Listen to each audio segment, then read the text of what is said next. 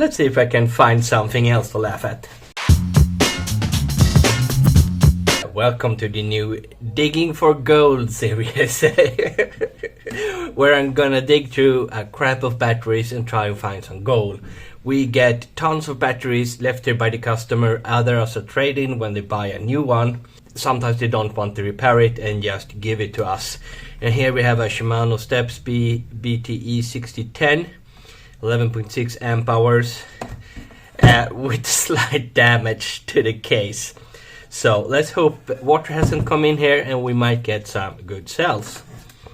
And connector looks good as well. The crack goes all the way down here. Yeah, it's been dropped. Okay, no water damage so far.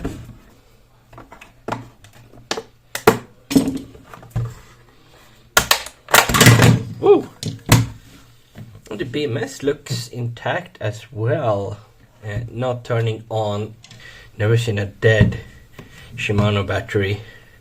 Really good at sleeping. 27.4, that's pretty decent. And they have Murata cells, and I usually joke that since it's called NC1, it's for new customer, their new favorite customer #1, Shimano. Probably for something else, but oh yeah, wires. I can't see really the color of the cells anywhere, but it's usually NC1. No water damage in the bottom, but we have a large dent over there as well. Yuck, this one have not been treated well. And I usually try and preserve the BMS, because you never know, maybe we have use for Shimano BMS in the future. It's real tricky to disassemble.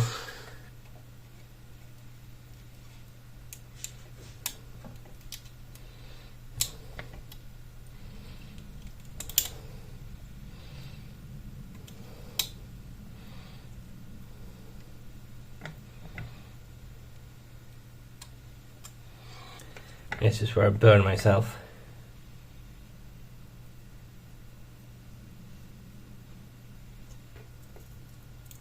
Yeah. Try not to break it, because if we break it, it's pretty useless.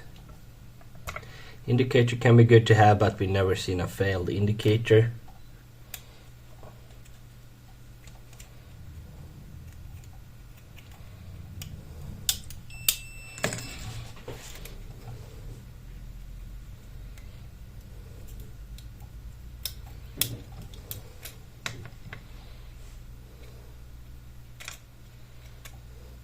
And this is the easy. This is the easy part. Moving the flat cable. Bend it slightly in the middle.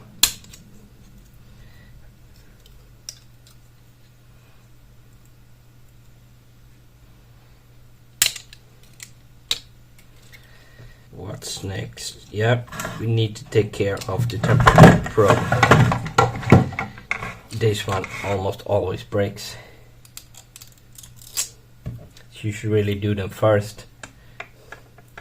It's just silicone, but they lodge the sensor so deep down and it's so rigid, what do you call it, prone to damage.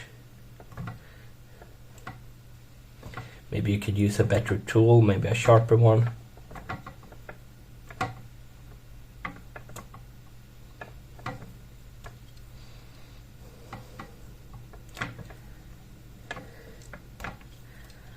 If you're digging for gold, you're gonna have to dig out the temp sensors as well.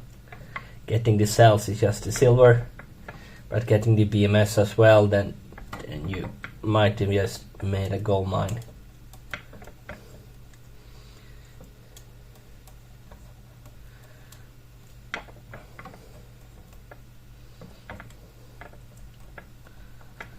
We haven't started selling any smart BMS yet, but we have like 40 Bosch BMS and maybe 15 Shimano. Once we have time to go through them and test them, we might start selling them.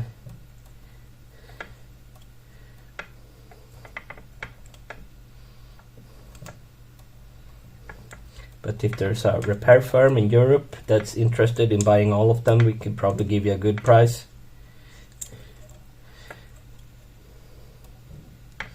But I do my best to preserve. Yeah, we managed to get it out. Now we must cut the nickel.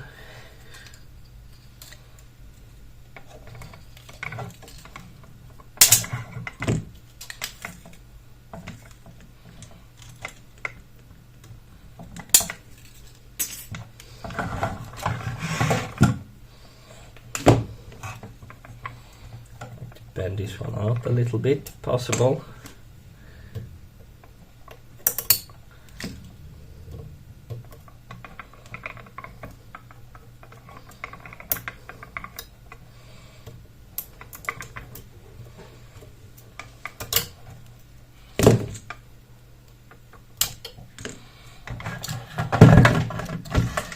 So let's see, where are the screws? I think we have 2, might be one under here as well. Let's do them manually.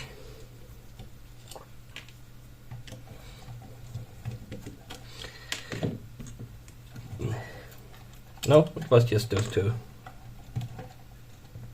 And this one just have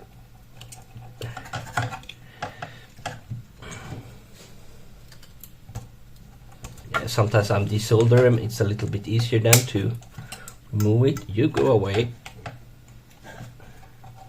Yeah, right. There's some silicone here as well. Don't think that you. Yeah. So now we can actually pull it. There we go. And this one doesn't have a temperature sensor on the bottom side. Maybe there's a space on here. You can see the green Murata cells, which might have been Sony back in the day. I like to keep them in the bottom here with all accessories in case someone wants them, but I'm gonna throw away the top. And I think we can get a few bucks for this on auction. I'm not gonna take this apart, not for NC1.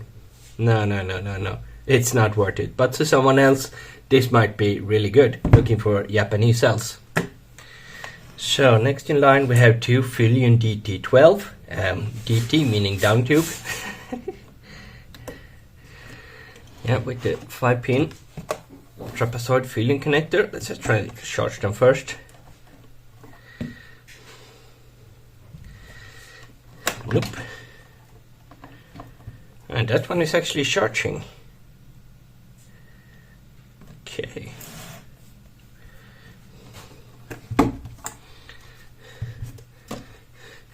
And we do have the part for it that look okay, so maybe this one we can capacity test and sell. It do looks to be functioning, so it's not always best to take it apart.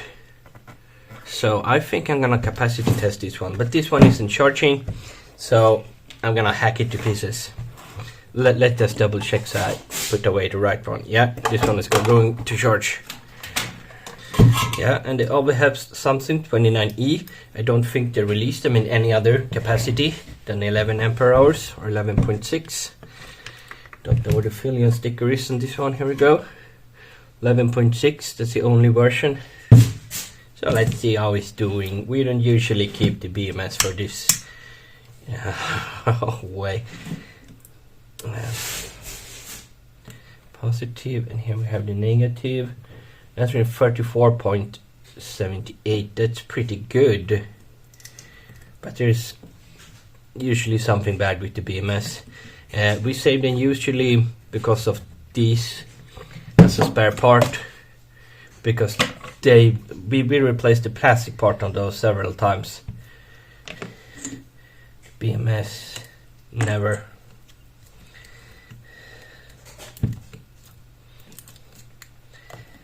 But we're gonna maybe remove it, keep it with the wires.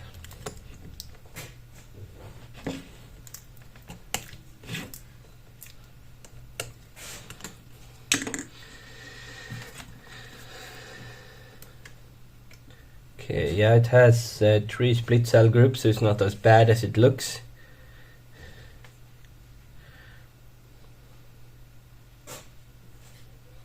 But here we get 30 volts. Yeah, because we cut this one. Yeah, 44 volts. I guess the cells are pretty good, but the BMS, something's wrong with it. Sometimes it's water damage. Sometimes it's just the smart functions. Let's just remove it and sell the pack as is. And usually save the BMS with the case, in case someone asks.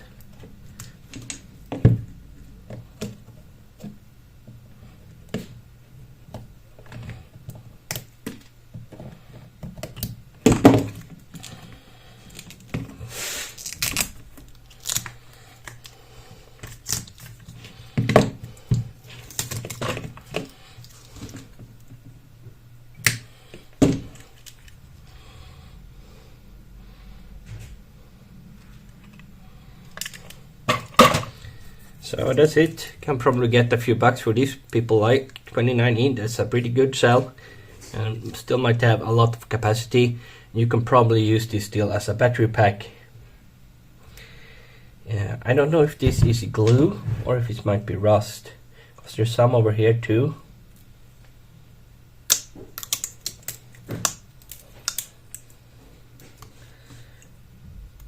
It's on the sticker side.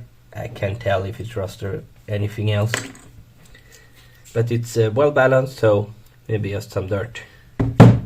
Said I was gonna capacity test this, but it only charged for a minute, so I guess it's to the slaughterer, the battery slaughterer.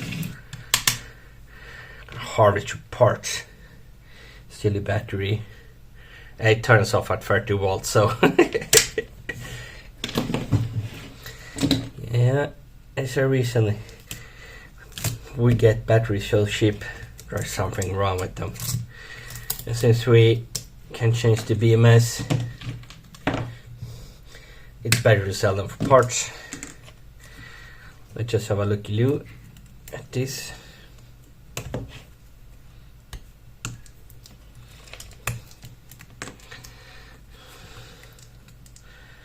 See if everything is 3 volts or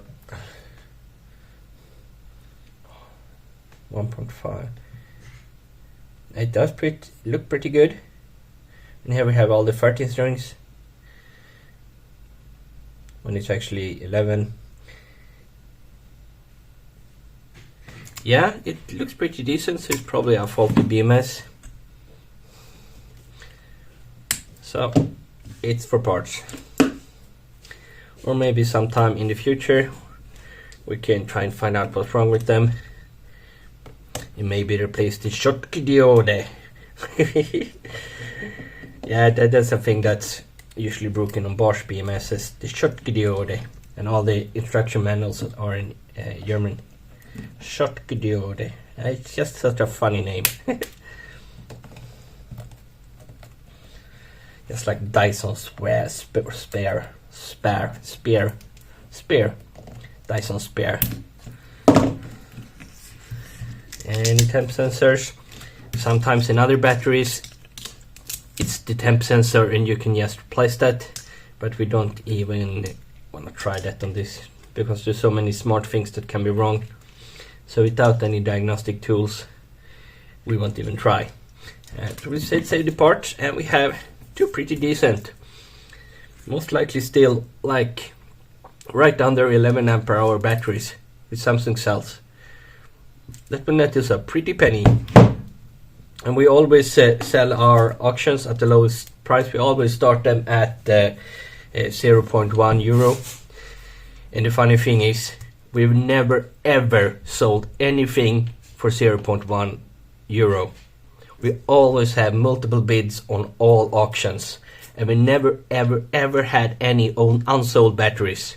Everything I put up gets multiple bidders and nets us a pretty decent income. We get maybe, I don't know, 10,000 euros a year selling these type of batteries. That's not much for a business, but it's enough for me to keep taking them apart and putting up auctions and explaining a little what cells they are, and people seem to love that in Sweden. So if you have a lot of cells that you're not gonna use, try auctioning them. If you're lucky, you will get multiple bidders as well.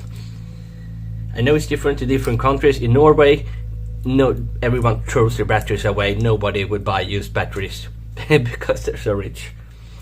But in Sweden, a lot of people want cheap quality batteries like this that can maybe last a lot longer if you don't put a smart BMS on it, man. Yeah, let's see if I can find something else to laugh at. So let us do another twofer and have two very large batteries. One 60-volt CityCoco battery from the famous brand How Young New Energy, which makes a lot of the CityCoco batteries, and they can make good batteries, but they always do some mistakes. 60 volt, no. Okay, this is a 52 volt battery. Never seen those for CityCocos. It might be for some other type of scooter. Yeah, we both had them in for over 6 months. So let's see how they're doing. Start with the smaller one, which we've seen before. I like this casing because you would think it's waterproof. It's a molded plastic piece, which is very soft, and silicone all around here. But in 100% of cases there's water inside anyway, even though they have an almost perfect water seal. But water can come in between the wires. They can come in between the wires. There's a little hole there, and water always finds a way in. And if it's no hole here, then there's air in the wires. It's not a solid wire, there never is, so water can travel maybe down the heat tubing, inside the wire, all the way in. It's a mess. Water always finds a way in. That's why you don't, if you ever used an electric toothbrush, you would know they would never work if without wireless charging. Oh yeah, we can totally destroy this. Oh yeah, usually it's silicone in the bottom, but in this case we can actually cut it open. Something blue, don't know if it's lipos yet, but in China they stopped using lipos in about 2016 because cylindrical cells were cheaper to make. But you never know, they might do a comeback.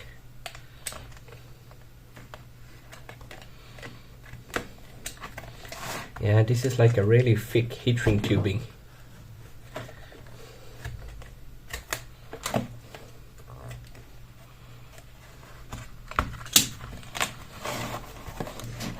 Yeah, it's glued to the bottom, so it's good I open it, because you really won't get it out unless you cut it out.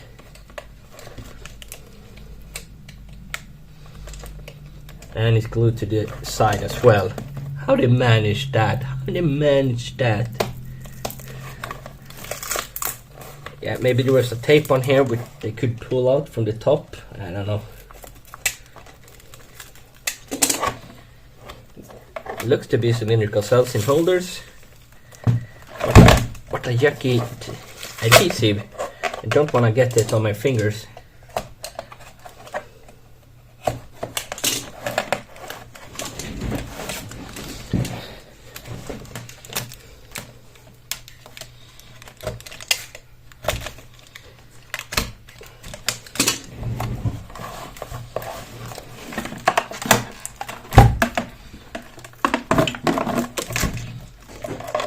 Let's get the back, and very little water damage. You can see some green coloration here, but almost none.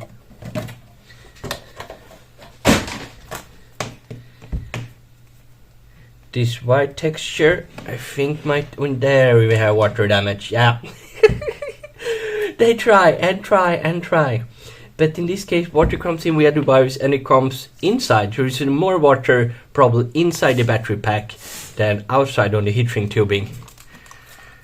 Man. It seems to be harder to make waterproofing than to put a man on the moon, literally. Because they really try. Everyone fails. And the ones that spend most money on this is e-boarders. Man, what solutions they have come up with to prevent water coming in. But every single e-board battery we've ever seen had water inside. Because it's just physically impossible to keep water out.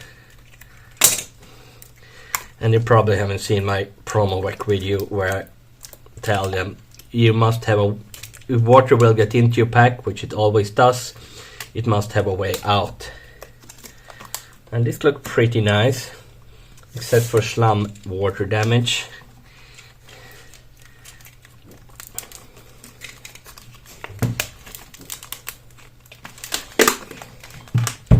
Yeah, look at that. I don't want to open it even more. And this black dot, I don't know. Usually electrolyte, no, the gas, not the electrolyte, but the gases can become black over time. I do want to have a look at what cells it is, but I don't want dirty shiny electrolyte all over my table.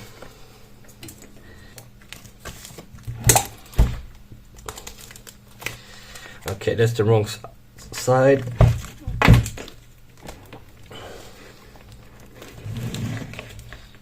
Oh, now the smell. Now it starts to smell. Yeah, it smells like Teenage Mutant Ninja Turtles. Yeah, like the sewers. Yeah, here we can have a glimpse. Is it LG? Yeah, it's LG. MH1. It's the same color. MH1, and with this warning. Yeah. Yuck. Let's see if there's any voltage, because usually you could probably salvage about maybe half of the cells in here if you're lucky and don't mind some water damage, like grind it away. So what do you have here? Is it just black tape? Yeah.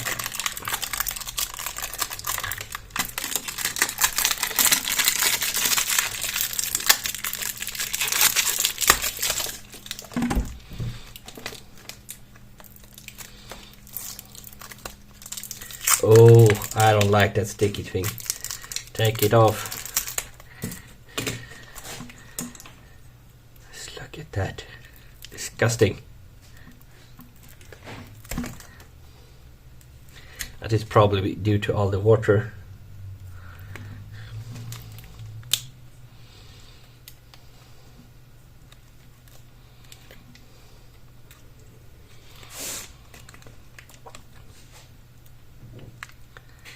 Oh.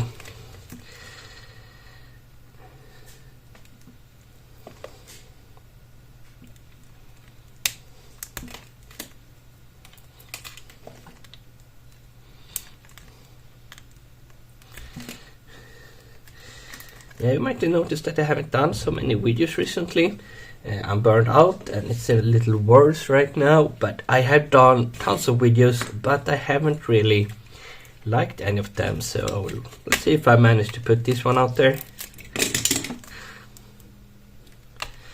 Did make a funny video about a week ago, the world's tiniest battery we've ever replaced, but it's for a 200,000 euro machine, so yeah.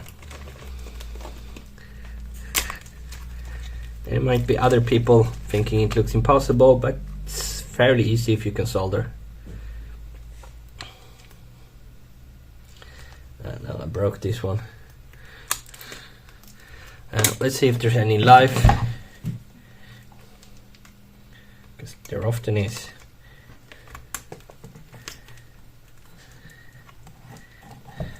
Nothing. It could be some of the cells have vented. Let's see if we can get millivolts. Yeah, we have millivolts, so we have continuous, but just 48 millivolts. So this one was a bust. This one we can't sell. Yeah, I'm gonna go wash my hands and let's have a look at the last battery. So let's have a look what we have here. Just 4 screws. I'll do them manually.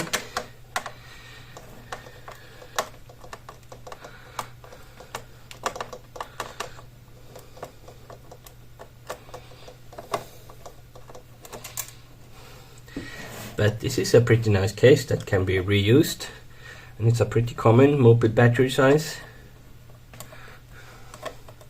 However, most mopeds use smart communication that we know of, but some still don't.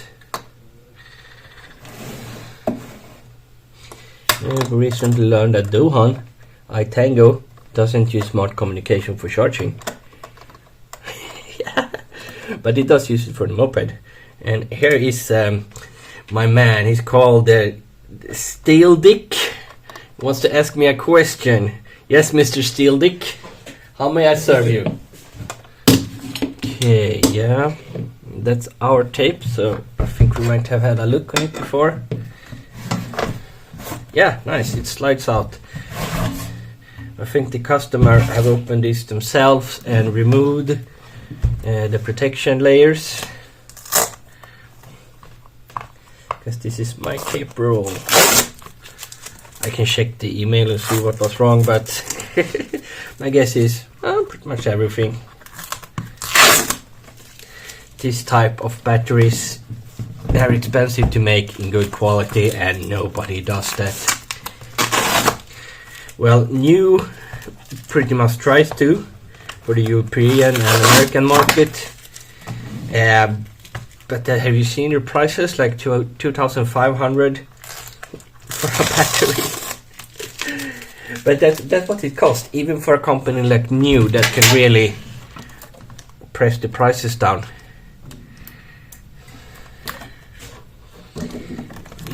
Pretty decent build. I like that they have captains, you can see everything. They have new QC control, manual spot welding, so they should have QC control to verify, but maybe they do it some other way. And this is of course the weak point.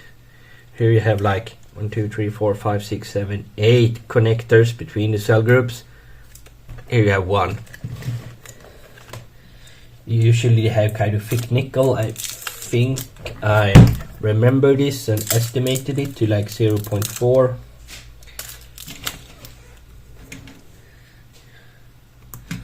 Maybe they have dual layers as well, but yeah, really thick nickel, so it might not be a problem, but yeah. And what's it? Yeah, it's GPHN. We know them, we have thousands of them. We haven't been able to find the manufacturer. It's not related to the battery manufacturer GP, but some other company, and they're similar to Bach but cheaper and a smaller company. And they're usually pretty good capacity. When new, like 2,600 milliampere hours. So let's have a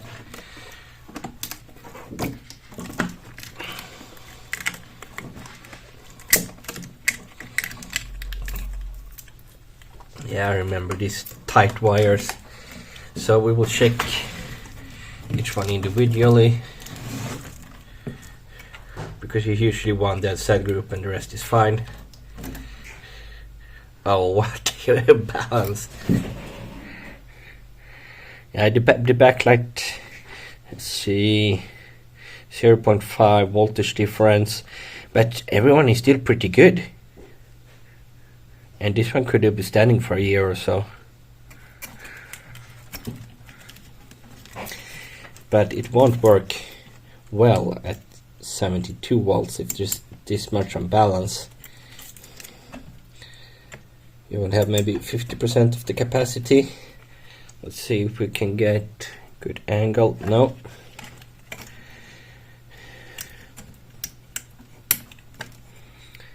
Yeah, this is the best I can do. Let's try it with the backlight on, please.